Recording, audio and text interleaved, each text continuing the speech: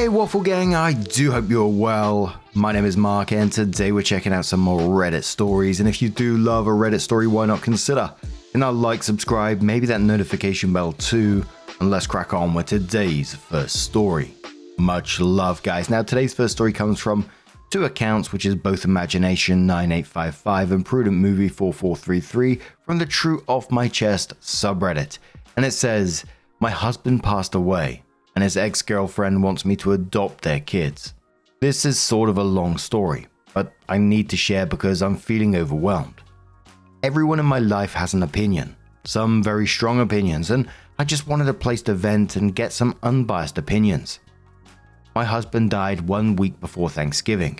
We were unofficially separated at the time. We were not living together. I still loved him, but had chosen to distance myself due to his drug addiction, in hopes that he would seek treatment and get clean.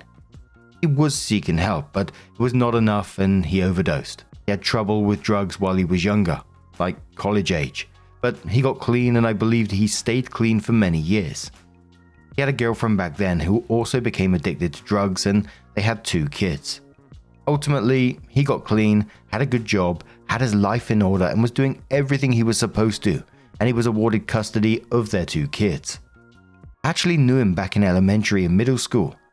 We lost touch when we attended different high schools. We didn't meet again until after that first instance of addicted and recovery. He'd been clean for a few years when we met. His kids were 5 and 3, and they're 10 and 8 now. Their mum had supervised visitation. I have no biological children of my own. He passed away and I'm devastated over it. I can't really accept it yet, but I feel especially crushed for his children.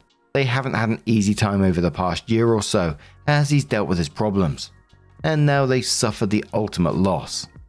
I've remained in their lives even while we're separated and not living together. He moved back in with his parents and took his girls with him, but I still visited them often and remained involved in all aspects of their lives. I never called myself their mum, but I essentially was their mum on a day-to-day basis. I did all the things a mum would do. Their mum was recently arrested on a burglary-related charge and is in prison. This happened after he died. I thought she was doing better. She was at his memorial and seemed more together than many times in the past. She wrote me a very heartbreaking and heartfelt letter asking me to adopt her daughters. She basically admitted she doesn't know if she'll ever overcome her addiction, and that she doesn't want the girls to go live with relatives in either side. She wants them to stay with me because it's what they know, and she feels they're safe. She said they asked her if they can come live with me and referred to my house, our former family home, as home. I wasn't expecting that at all. She hadn't been particularly fond of me before. She'd been talking for years about how she's going to get clean for her girls and get custody of them again, and she actually had some good moments, but it never stuck. I feel like the world's worst person by not immediately saying yes. I haven't responded to her at all yet. I feel like the world's most evil person not immediately saying yes. I love those girls. I've lived with them as essentially their mum for several years. I've worried about them every single day.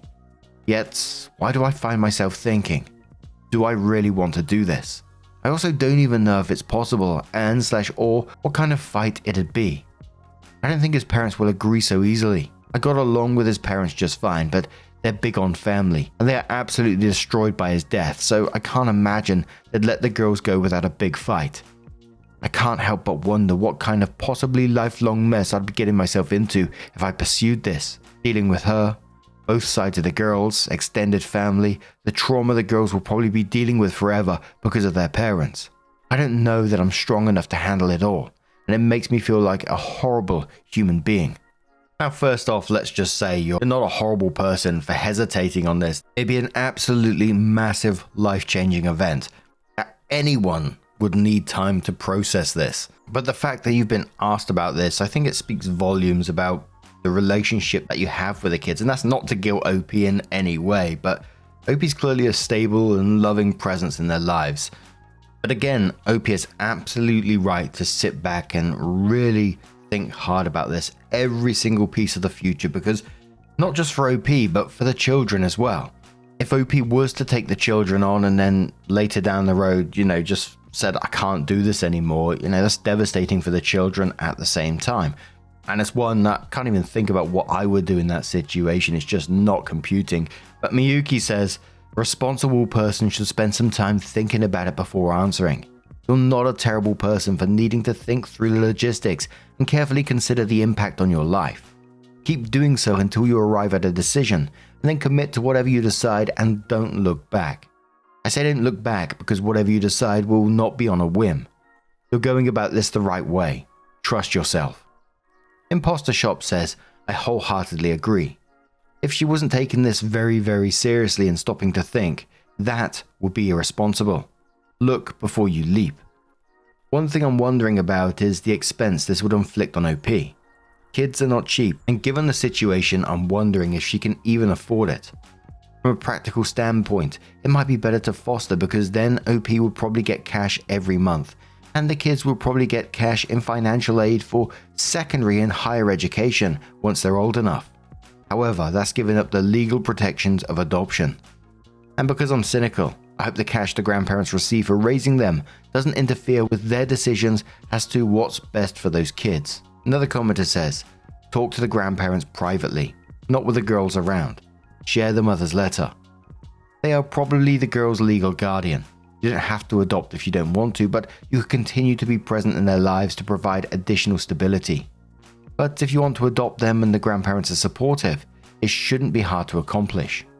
The mum would have to terminate parental rights, which might not be an issue with her in prison, and the grandparents could willingly allow you to adopt. The rest is legal paperwork. The cost to perform it will be minimal compared to the regular agency adoptions and whatnot. You just need to decide if you want to do this and can do it. You need the grandparents to agree. So talk to them, but know what you are willing to do before that conversation. And let mum know too.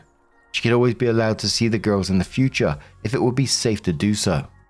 Taro says, you are not a horrible human being. That's a huge task.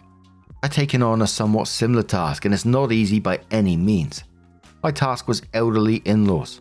Super sweet people, but it felt like we were living on top of each other, as well as the father-in-law. Literally would come out of his room as soon as he heard me make a noise in the kitchen and just immediately chat me up. I was injured in combat and deal with chronic pain, PTSD, anxiety, depression, etc. And I'm not one of those people that can always be in host mode. Sometimes I'm in pain and I'm down and out and can't put on a front and everything's just peachy and I'm totally into whatever nonsense he wanted to bring up. Again, not exactly the same scenario, but still a daunting task. I can't tell you what to do in this situation, but I will say give yourself some grace and give yourself some time to think about it. One possibility is that you can assure the girls that you're always just a phone call away and that they're always more than welcome to come get away for a weekend, etc. at your place. You can transition to an aunt from a distance role and be there on a basis that doesn't feel like it wears and tears on you, so that you don't build any resentment, kind of like how I did. Not that you would either though. Regardless, just from reading this, I can tell you have a great heart. Hope you get the advice that you're looking for here. So it was 3 months after this, OP came in with their update and they posted on a new account because they didn't have access to their old account. They gave a bit of brief info, which we pretty much covered, so we'll skip those first 2 paragraphs. And it says, I posted about all of this 3 months ago. Since then, I've decided to pursue custody of them. It was a huge decision and one that, while I spent a lot of time thinking about, I didn't have the luxury of taking too long. What finally tipped me over the edge was my former in-law saying they didn't believe the girls should go to therapy to help them deal with their father's death and their virtually absent, drug-addicted mother. It was shocking because what person in their right mind wouldn't think these girls should have all the help they can get? At the same time, it wasn't surprising coming from them. They lived in denial of their son's problems too. They were the biggest enablers I ever met as well. They're extremely focused on image and achievement, just being the best, sports, competition. I believe they have good intentions, but that doesn't change how their actions affected their son, other children, or grandchildren. I never thought I'd be teaming up with my husband's ex-girlfriend, but here we are. This isn't easy for her. No, she's not been a present or a good mum, but I know she wishes she was. I know it's hard for her to admit that she can't be their mum. Despite her problems and her track record of extreme selfishness, I can't imagine what it takes to give up custody of your children, and I'm glad she's finally putting her own wants aside to do what she thinks is best for her kids. I'm also sorry for her that despite still having parental rights over the girls, she's not being granted the authority to allow them to be adopted by somebody she designates.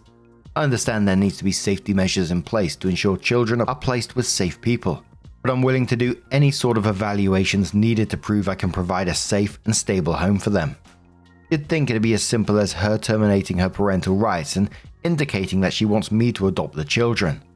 And while that is a part of the process, it's not actually that cut and dry. His parents, who again are obsessed with winning everything, have already tried to block this with the courts.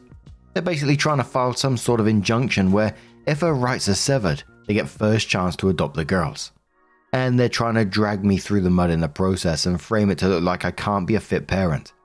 I may be single, but they're in their 60s. The girls love them, but they don't want to live with them full time. Up until last summer, our home where they lived with me and their dad had been their home for almost as long as they could remember. I'm not wealthy. I support myself just fine, but I don't have reserves to fight this if they really want to take it that far. And the annoying thing is, I get the sense that ultimately they're doing this just because they want to win, and they also have an obsession with family and their family name. I never expressed any intention of trying to sever the relationship between them and the girls, even if I don't necessarily like or agree with certain things about them. I told them outright that we all could and should be a part of the girls' lives. The girls do love their grandparents and their aunts, my husband's sisters, neither of which has shown any interest in gaining custody of the girls. I think they need as many people who love and care about them in their lives, and that even includes their mother's family, who I'd also grin and bear for their sake. I'm just so frustrated, and this isn't something that most people can easily relate to. I thankfully have many people who support me, even if they think I'm crazy for doing this at the same time. It's just that I suppose there's very little advice anyone can give me from experience. Centrist says, wow, with all the selfish, stupid things that are happening right now, here comes the wife of a drug addict taking on his kids. You are a superstar. Thank you for loving them, and please let us know how this plays out. Storm Tomcat says, also kudos to the bio mum, right? Dealing with addiction is hard, and she's aware that she can't provide what she needs for her 8-year-old and 10-year-old. But giving up your parental rights is still a huge sacrifice to keep your kids safe, in my opinion. Biddy Bird says, I was thinking that too, because I'm sure it was a hard decision on her part. Despite being a drug addict, it seems like she still wants what's best for her kids. And to be real, a lot of addicts do not think like that. Christine Main says, hugs. From one widowed stepmother to another, what you're doing for these kids is absolutely amazing. I'm still very involved in my stepson's lives and wouldn't hesitate to assume guardianship if, heaven forbid, the need arose for any reason. Please feel free to DM me anytime if you need a sympathetic or empathetic ear. Infinite Awkward says, if you're in the US, request a guardian ad litem for your case. These can be lawyers or CASA, C-A-S-A, court-appointed special advocates who do a deep dive, will speak with the children and their mother and make a recommendation to the court on behalf of the children. Good luck to you. You're an amazing person and exactly the mum these girls need. And I'm glad the bio mum, wants what's best for her children now. The past, she clearly wasn't a good mother, but now she has the awareness to want what's best for her children. But what do you guys make of this situation? Let us know your thoughts down in the comments below. And let's move on to another story. Now, our next story is going to come from the Petty Revenge subreddit from NoAd5144. And it says, my event manager harasses all her teammates. I humiliated her when she was on stage. I work as a light technician in a theater of a vacation resort, like the Club Med. For those who already worked in this kind of workplace, you know how the HR is always messed up. But I liked my job. I'm a passionate light technician with a lot of responsibilities in the theater. I've even programmed all my light shows in the theater to be automated. I can launch the whole show, light, sound, and video on the big screen, all synchronized, with just one press on one button. It took me so much nights to set it up. But my manager, 30 female, she's a nightmare. A dragon. She's in charge of all the events and all the animation team. She was an ancient choreographer, and she loves to shine in detriment of our own team. She terrorized every employee she's worked with, even me. She screams, she yells at people, she harasses them, and she harasses me. But she never had problems because she knows what ass to lick between the other managers. I worked for 2 years with her. At the beginning, she already scared me, but I tried to trust her because she looked confident. Then I figured it out, she was hopeless. She harassed newbie girl because she touched her boyfriend's arm. Her boyfriend is the manager of the newbie. The newbie talked to me and went to the HR, but as I said, you cannot have justice in those kind of shitty workplaces. Later, the dragon was aware of our visit and confronted me. We had a clash. I said I found this unfair. She, in 2 years of loyal service, never declared any of my extra hours, 4+ hours a day. I figured it out, managers have a bonus if their teams don't do many extra hours. Shitty workplace mentality. She tried as usual to scream, to scare me, but I stood strong. I said she cannot work without my help because I'm the only light technician here, and if you don't have light in your beach resort, you're screwed. So guess what she did? She fired me. Yep, she preferred to squeeze out an essential element of her team, rather than assume responsibility for her selfish behavior. She hired a new technician who got minus 10% of my knowledge, and she even asked me to teach him during my last week. Of course, I did not. I ignored him for my last week. During that week, I had time to think about a revenge. I mentioned previously how I've managed the technical part of the shows. All automated, press one button and everything rolls out. I thought about just deleting all the program and let the new technician struggle for the rest of the season. But no, it's the dragon I wanted to humiliate when she will be at the top of her shininess.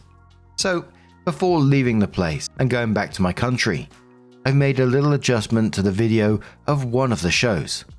See, all the videos are displayed on a large screen at the back of the stage.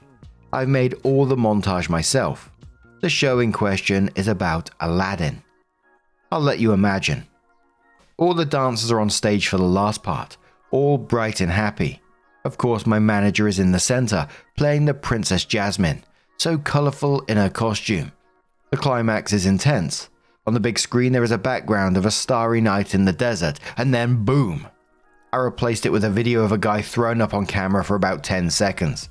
I wasn't there to see it, but I had echoes from my ex-co-workers that when it happens, all the spectators screamed all together, covering the eyes of the children, and the dancers ran away. The dragon got in a lot of trouble, and she cannot blame me because I wasn't a part of the team anymore, because this video wasn't technically the property of the company. So she had to assume the entire responsibility for this incident. Oh, to be a fly on the wall in that situation. What do you guys make of this one? Let us know your thoughts down in the comments below. And let's have another one from the Petty Revenge subreddit from CupcakeParlor, who says, "Throw your purse on my feet so you can have more for your oversized carry-on. Good luck finding it. I'm someone who struggles with being overly kind and accommodating, especially on planes.